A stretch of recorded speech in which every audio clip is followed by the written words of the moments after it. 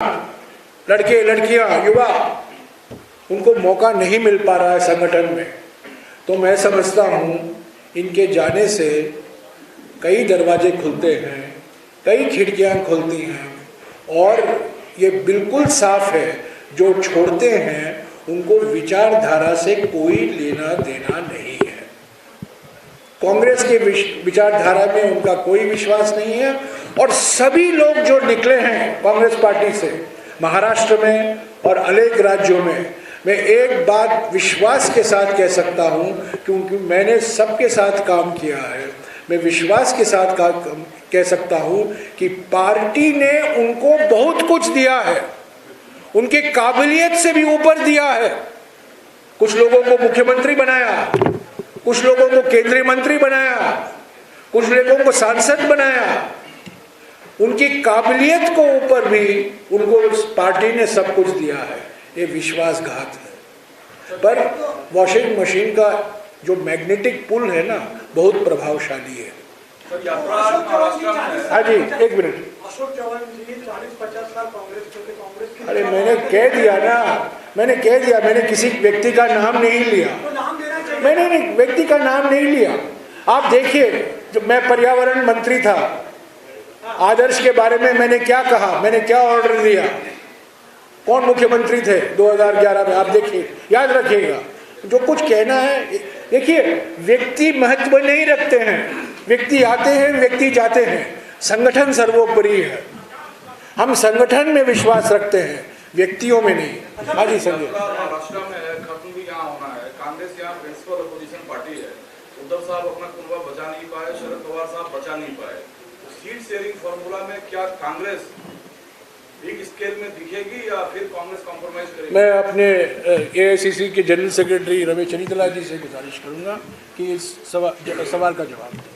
देखिए, महा विकास आघाड़ी का सीट के बारे में चर्चा जारी है। अभी 17 तारीख के बाद उसका फाइनलाइज करेंगे।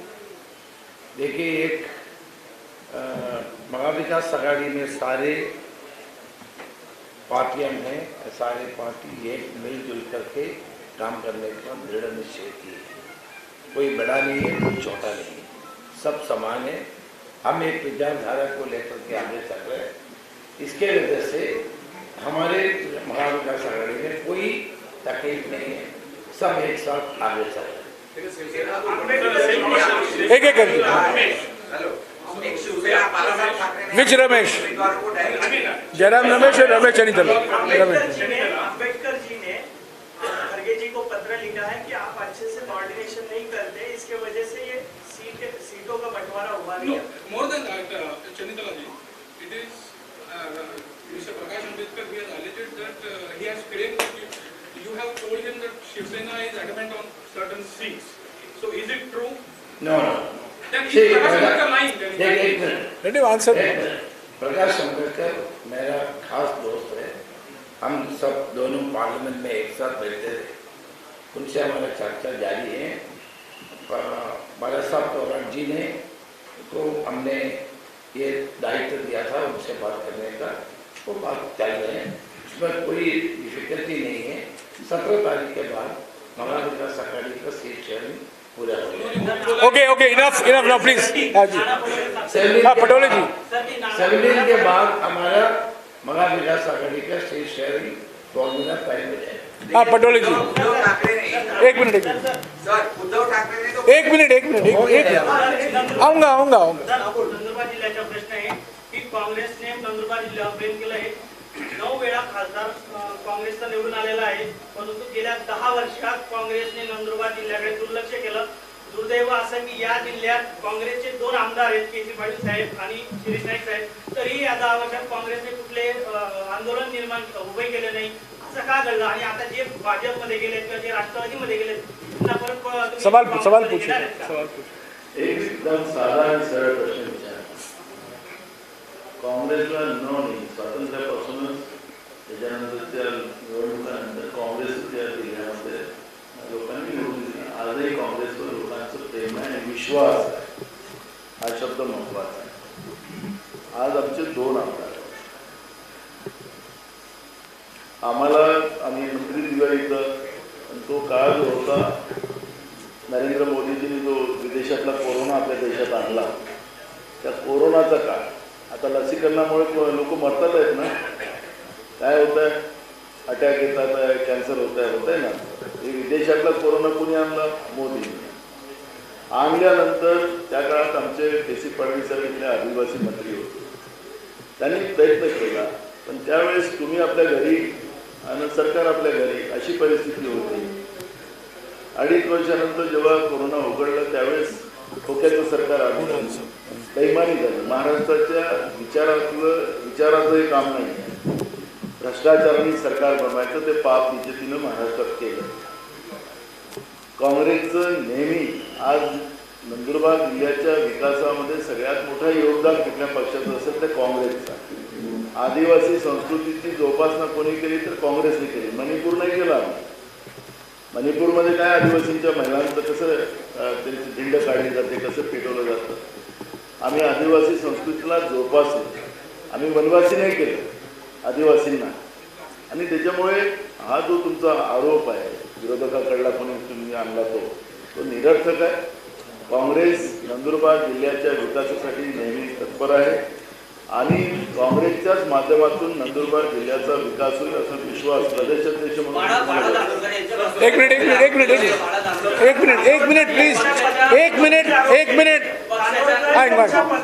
बोलिए. 1 मिनिट यार, चिल्लाओ मत प्लीज, एक एक करके. उद्धव ठाकरे यांनी सांगली लोकसभा मतदारसंघ आणि उत्तर पश्चिमच्या जागा डिक्लेअर केल्या आहेत. त्यांनी कुठल्याही तुमच्याशी चर्चा न करता या डिक्लेअर केल्या असं म्हटलं जात आहे, काय बसतं? त्याच्यामध्ये जी काही मला माहिती आलेली आहे त्या स्थानिक पातळीवरचं काहीतरी लोकांनी डिक्लेअर केलेलं आहे, अशा पद्धतीचं त्यांचं म्हणणं आहे. ज्या जागा अजूनही चर्चेत आहे ते आम्ही बसून निर्णय करू, अशी आमची भूमिका आहे. त्याच्यामुळे मी असेल, बाळासाहेब असेल, आम्ही दोघंही आता दौऱ्यावर आहोत.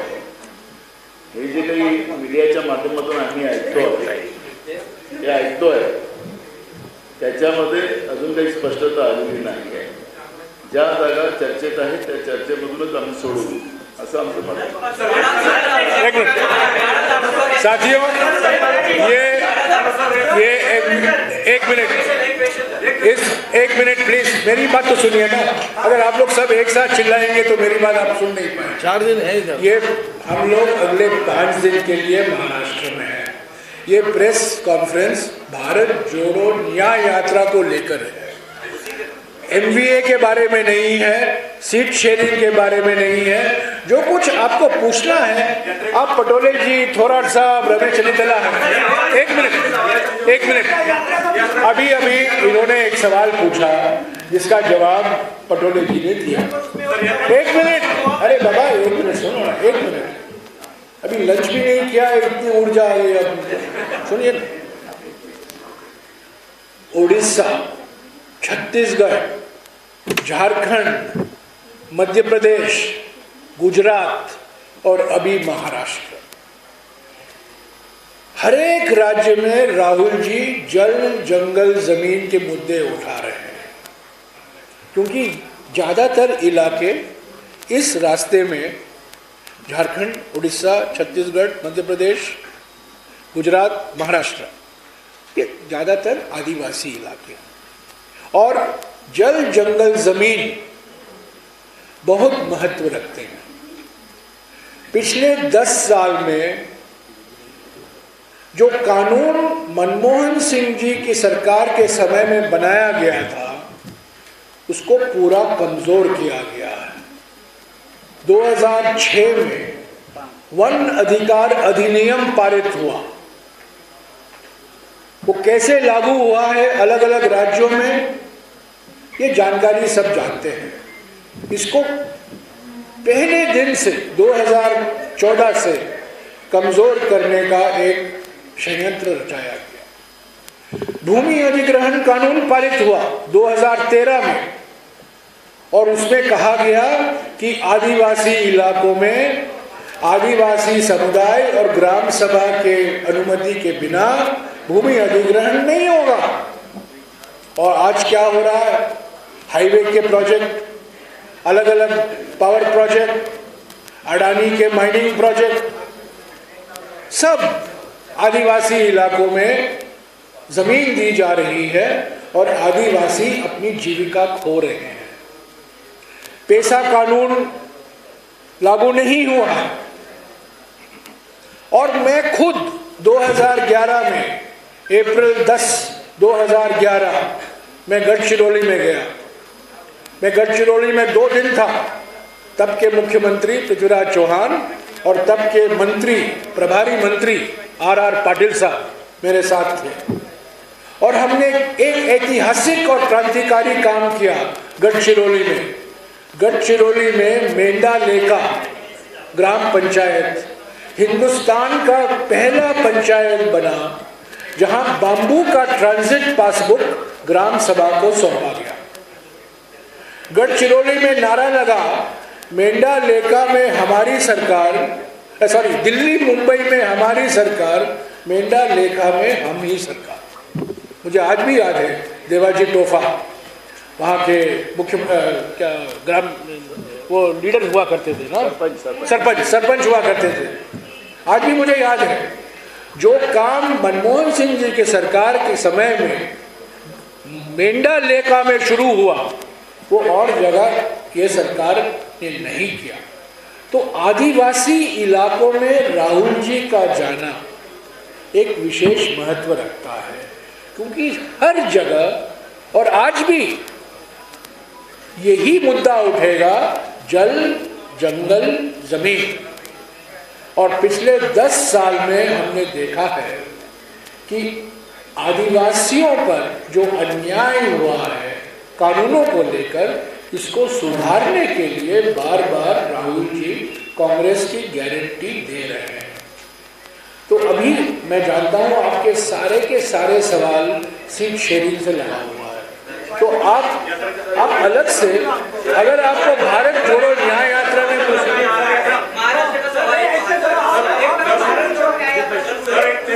नहीं,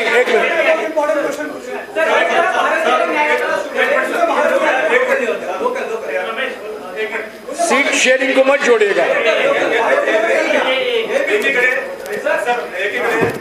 एकीकडे राम मंदिराच्या याच्यावर राजकारण केले जात आहे, दुसरीकडे राहुल गांधी नाशिकवरून जात आहे पण तू बाळाराम मंदिरला बायपास करून जात आहे। याच्यात रामाबद्दल काँग्रेसला वावर आहे।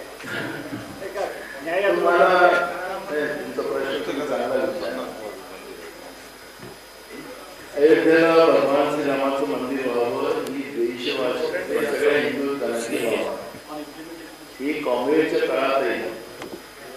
त्यावेळेचे प्रधानमंत्री नरसिंहराव साहेबांनी सुद्धा त्या ठिकाणी जागेची व्यवस्था करून दिली होती, पण या भाजपने मंदिर वही बनाएंगे असे वावड होते। आता मंदिर कुठं झालं? बाबरी मस्जिदवर झालं का? नाही। कुठं भावना कोणाच्या दुखवल्या त्यांनी हिंदूच्या। एक दुसरं आपल्या देशाचे शंकराचार्य त्याचा विरोध केला। आता तिथं म्हणते की रामलल्लाचं मंदिर आहे, रामलल्ला मंदिर त्याच्या आई वडील तिथे ठेवायला पाहिजे ना, लहानच्या बाळाला तिथे ठेवतात का? कुटुंब वत्सल्य वसुदैव अशा पद्धतीचा मंत्र भगवान श्रीरामाने दिलेला होता। तर हे भगवान श्रीरामाला एकच प्रमाण दिलं, लहानच्या बाळा 56 भोग नाही करतात, लहानचं बाळ केलंच देणार। तर ज्यांना भगवान श्रीरामाच्या नावाने राजकारण करायचं आहे ती भाजप, काँग्रेस धर्माच्या नावाने राजकारण करत नाही। आम्हाला भगवान श्रीरामाचं वावड नाही, आम्ही पण भगवान श्रीरामाचं मंदिर आपल्याला व्हावं याच्यासाठी आम्ही पण पैसे दिलेले आहे, पण जे रूट आहे आमचा तो रूट शहरातला नाही आहे। तिथं कारण की जेव्हा यात्रा झाली तर ट्रॉफिकचा प्रश्न आहे, शहरामध्ये काय अवस्था आहे तुम्हाला माहिती आहे। त्यामुळे या रूटवर आमचं त्र्यंबकेश्वरचं मंदिर येतात आहे, त्याच्यामुळे मी त्र्यंबकेश्वरचं भगवान श्रीरामाच्या मंदिरात राहून जातात, त्याला काही हे नाही ना।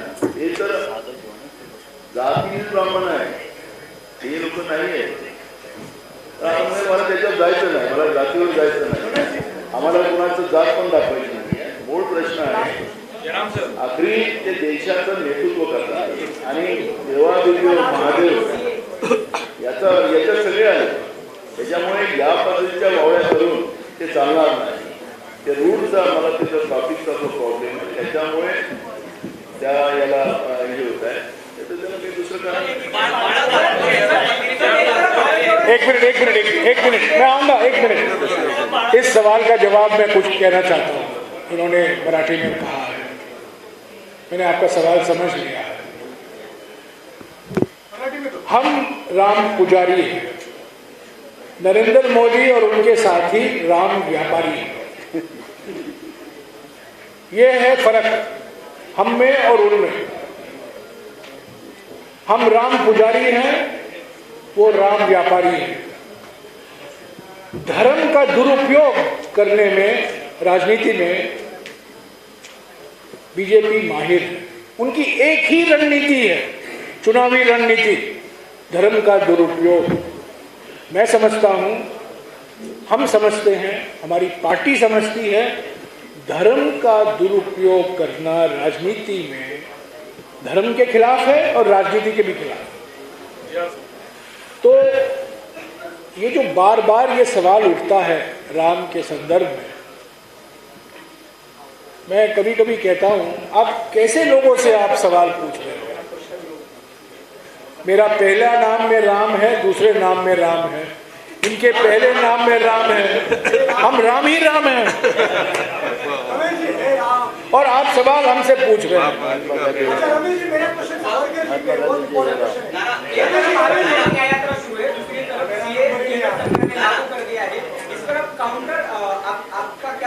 क्या काउंटर? सीए लागू कर दिया है केंद्र सरकार।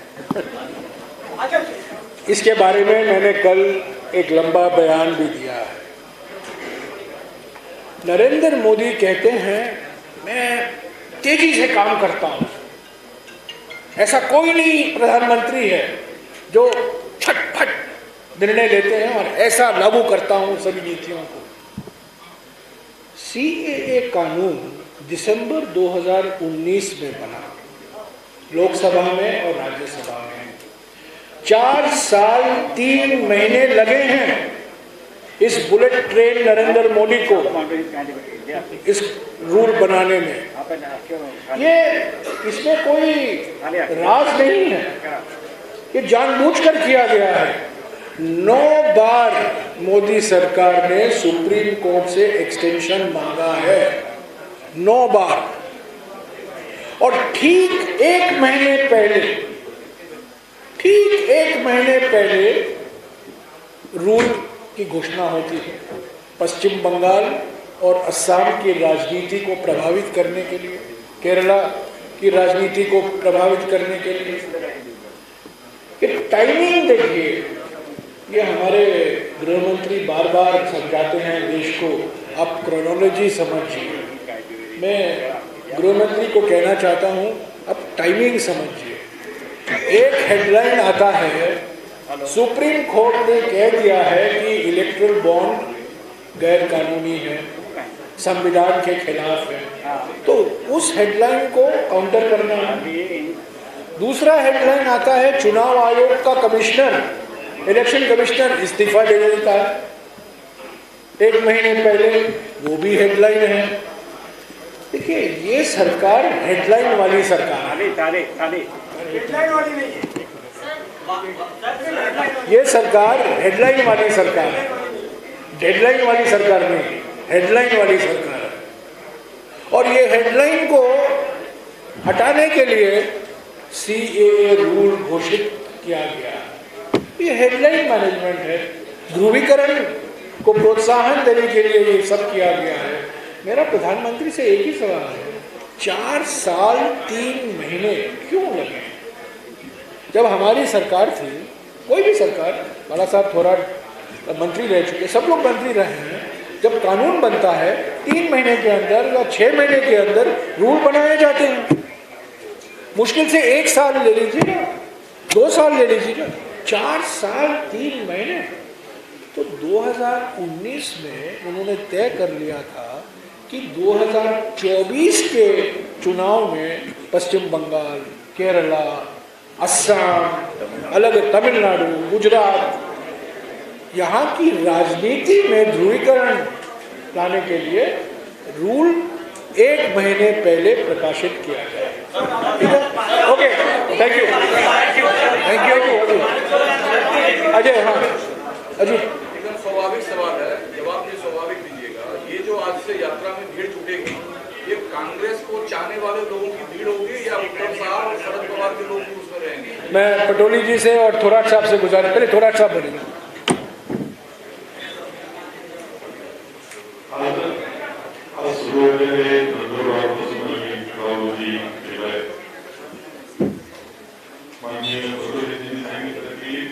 नंदुरबार काँग्रेसचं नातं खूप जुनं आहे.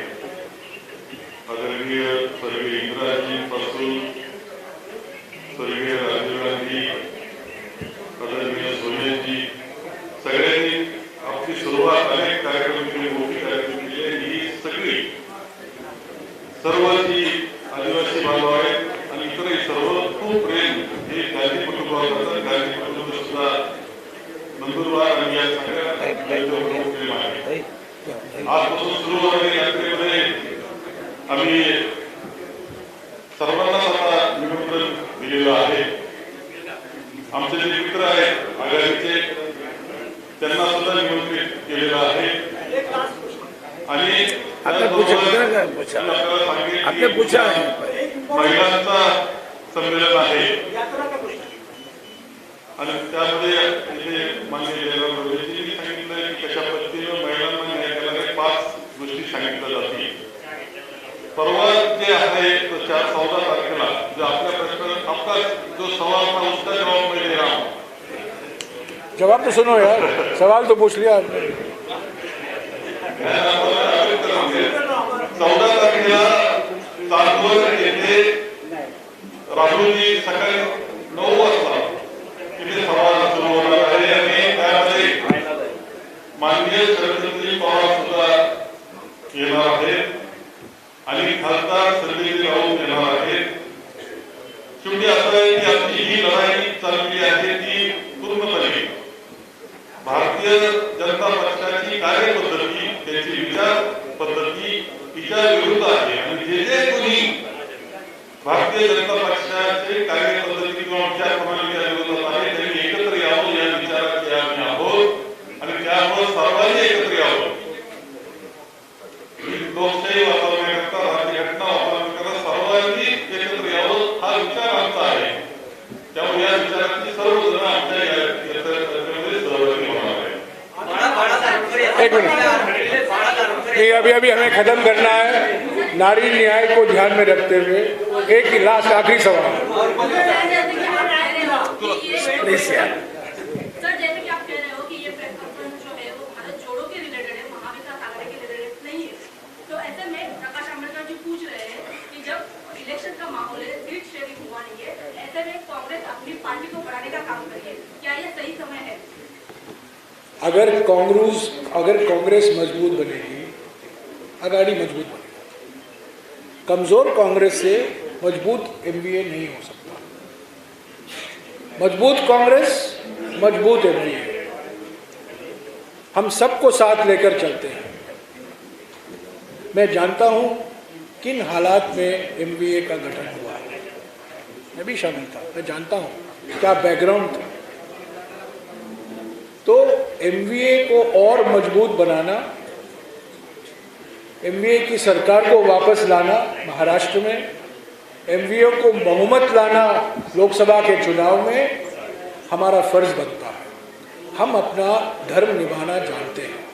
हमें क्या करना है, हमें अपने आप को कमजोर नहीं करना है. जब गठबंधन होता है कुछ कॉम्प्रोमाइज होते हैं. हमें कुछ देना पड़ता है, कुछ लेना पड़ता है. और अगर आप देखें महाराष्ट्र में जो अभी चनितला जी ने कहा, जो बातचीत चल रही है वो सही दिशा में चल रही है, सही डायरेक्शन में. पश्चिम बंगाल के माफिक नहीं कि एक पार्टी ने कह दिया 42 सीटों में हमारी पार्टी लड़ेगी पर मैं इंडिया गठबंधन में हूँ. एमवीए में ये ऐसा नहीं है. बातचीत चल रही है. कुछ सीटों पर हम चाहते हैं, कुछ सीटों वो चाहते हैं. बातचीत के बाद ही ये मसले सुलझाए जाएंगे. तो फिक्र मत कीजिए, एमवीए रहेगा, मजबूत होगा कांग्रेस को बूस्टर डोज मिलेगा भारत जोड़ो न्याय यात्रा से और एमवीए को बहुमत मिलेगा विधानसभा के चुनाव में, जब विधानसभा चुनाव होंगे, और लोकसभा चुनाव में हमको जरूर स्पष्ट बहुमत मिलने वाला। थैंक यू, शुक्रिया। बाइट कर दिए, अभी बाइट हो गया।